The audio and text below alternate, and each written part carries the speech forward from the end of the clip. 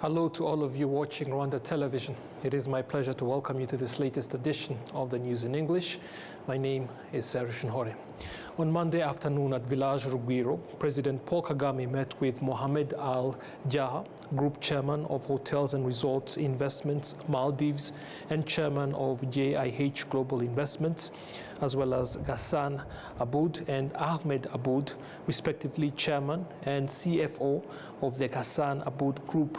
The discussions focused on potential investment and development opportunities here in Rwanda, including high-end hospitality and real estate, among other key sectors.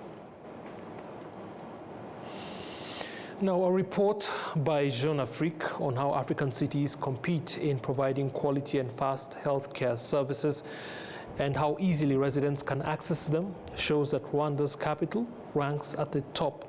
These services are built on a system that starts with community health workers present in all settlements, extends to health posts and health centers, and up to various hospitals. Gasyata Health Center, located in Gasyata sector of Gasabo district here in Kigali City, is one of many facilities across the country that illustrates the efforts Rwanda has invested in healthcare services, where patients are received, examined, prescribed medication, and obtain it all within the same building.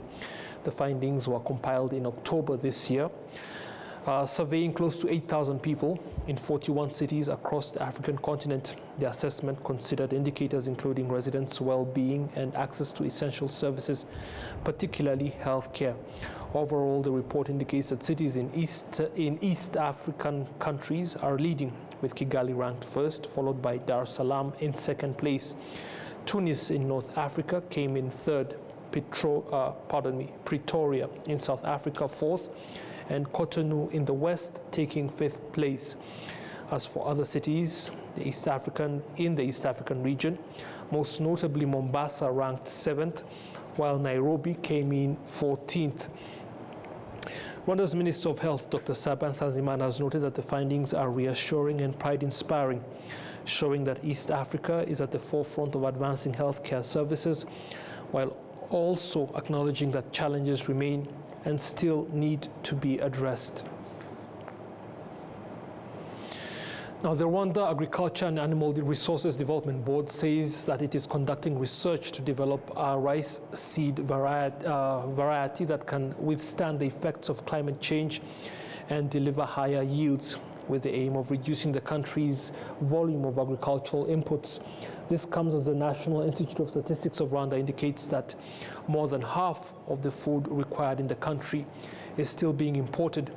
Data from the institute has shown that the country's food self-sufficiency rate stood at an impressive average of 79.2% last year, meaning Rwanda produced nearly 4 out of every 5 food items people need. But as much as 56% of the food actually consumed depended on imports, including rice and sugar. Experts believe that the use of technology in the agricultural sector is one of the key ways to increase productivity and reduce the country's volume of inputs. Top officials at RAB have confirmed that research has begun to develop rice seeds varieties that are resilient to climate change, alongside efforts to expand the area in the country under rice cultivation. The board reports that in the 2025A agricultural season, rice was grown on more than 17,000 hectares of farmland, yielding 69,680 tons. The goal of the 5-year agriculture transformation program is for selected crops, including rice, to increase their yields by 50% by the year 2029. Now, in Rwanda, a project has been launched that will help farmers combat pests and diseases that affect crops, particularly potatoes, bananas, and cassava. The project will also equip agricultural researchers with the technology that enables them to detect early signs of crop diseases so that they can be prevented in time. We have the details with Enola Gladys Benimana. The Ministry of Agriculture and Animal Resources continues to put in place measures to address crop-damaging pests that cause significant losses to farmers. On Monday, it launched a project known as BioCap, which will support efforts to fight pests and diseases that attack crops, as explained by the Minister of State in the ministry, Dr. Solange Ouituze. This project of introducing technology to combat diseases and pests that used to cause us to have very poor yields, especially in crops like maize, where we were dealing with an unusual type of armyworm that required constant pesticide application, is now focused on finding ways to introduce pest-resistant seeds. Similarly, in bananas, there are diseases such as bacterial wilt, and in potatoes, there are also diseases that used to severely damage our crops. The Director General of BioCap, Simon Heck, stated that the initiative will also help farmers work more professionally through training, advisory services, and technology, all aimed at increasing productivity and protecting harvests from post-harvest losses. So today we're launching a new project called the Rwanda Biotechnology Project, or BioCap. It's really about building the capacity in Rwanda across all sectors, from policy to the researchers, to the training institutions, to mainstream biotechnology as a pillar of agricultural development in Rwanda. Rwanda already has a lot of building blocks to make that successful. On crops like cassava, potato, and banana, we already have biotechnology products that now can be mainstreamed and made accessible to farmers. The advantage of that technology is that it increases productivity per area of land, per unit of water, and per unit of labor, so that a country of the size of Rwanda can really look forward to agricultural growth, getting healthy, clean, productive, nutritious agricultural products for the people in Rwanda and for export. And biotechnology is one of those technologies that make that possible. Rwanda, compared to other countries in the region, even globally, it's one of the most progressive countries, right? It has embraced that technology years ago, and now with the new project, we will mainstream it. And Rwandan extension services, educational institutions will fully embrace biotechnology. Rwandan farmers will get access to improved varieties of these crops, and the markets, the consumers in Rwanda will benefit from having better food, more nutritious, at affordable prices. So that's the promise of biotechnology. And I want to congratulate Rwanda being a leader in that. I'm from the International Potato Center in Peru, South America. We are one of the implementers of this project because it does include potato as one of the crops that benefits from biotechnology. We know Rwanda for many years. We started in 1978, 47 years ago, to work with government and with universities, with farmers, to develop new varieties of potato, of sweet potato. What we now look forward to is using biotechnology to make that even more successful. We also know Rwanda as a partner internationally. We work together with China, with international companies around the world to improve potato breeding through hybrid potato. Again, Rwanda has early on embraced that and become a leader in the region. And I think for a country like Rwanda, need to be congratulated on that. And Rwanda as a country will benefit from that. We see that these new technologies, when they enter Africa, often they choose Rwanda as the entry point. And that's because strong policy support, strong capacity by now in the research institution like RAB and your universities, that makes it possible to collaborate internationally at the highest level.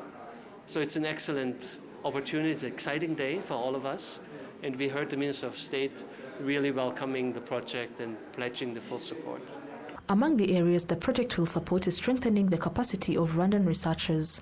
Dr. Solange Wituze noted that through gene editing system, those who receive training will play a role in preventing crop diseases. In recent times, we have been working on maize and potatoes, and now bananas will also be added.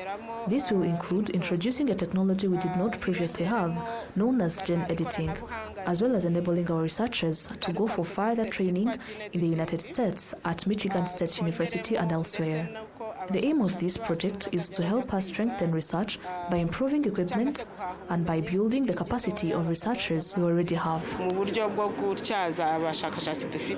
The objectives of the project also include supporting the PSTA5 program, under which up to 100,000 hectares will be cultivated using sustainable land management practices. More than 127,000 small-scale farmers organized into 425 cooperatives across the country will be supported to access markets and preserve the agricultural produce.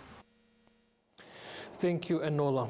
Now, the department in charge of wildlife conservation policies within the Rwanda Development Board says that during this fiscal year of 2025-2026, 14 districts bordering national parks received more than 5 billion Rwandan francs through the country's revenue sharing program that allocates 10% of tourism income generated in the parks to surrounding communities. Of that amount, more than 1.5 billion Rwandan francs was allocated to districts bordering the Akagera National Park in the eastern province, where residents say they are pleased that the funds are being invested in development projects aimed at improving their livelihoods. Between 2019 and 2024, Nyagatare district alone received more than 680 million Rwandan francs from tourism revenue generated in the park. In addition to supporting cooperative projects, the funds have contributed to the construction of various infrastructure facilities which residents say have significantly improved their living conditions. Since the introduction of the revenue sharing program, the Akagera National Park has distributed $4.7 million, that's around 6.83 billion Rwandan francs, to support 250 community projects. The park is home to more than 11,000 animals, including the world's most sought after species for tourism, those being lions, leopards, elephants, rhinos, and buffalo. Now to the southern province, where in Nyaruguru district, farmers say that facilities for multiplying potato seeds are still few, and that even when they do exist, not all the seed varieties they need for potato farming are available. At the end of last week, during the closing of a meeting aimed at showcasing investment opportunities in Nyaruguru district, authorities there noted that the gathering helped to raise awareness that such investment opportunities do exist in the district, and that the business community should step in to take advantage of the demand for such services and help to fill existing gaps. Figures from Nyaruguru indicate that farmers need 18,472 tons of potato seeds each year, while only 2,148 tons are produced annually within the district. That leaves a gap of as much as 16,324 tons, which is equivalent to 88%, in a district where 9,236 hectares of farmland are planted with potatoes each year.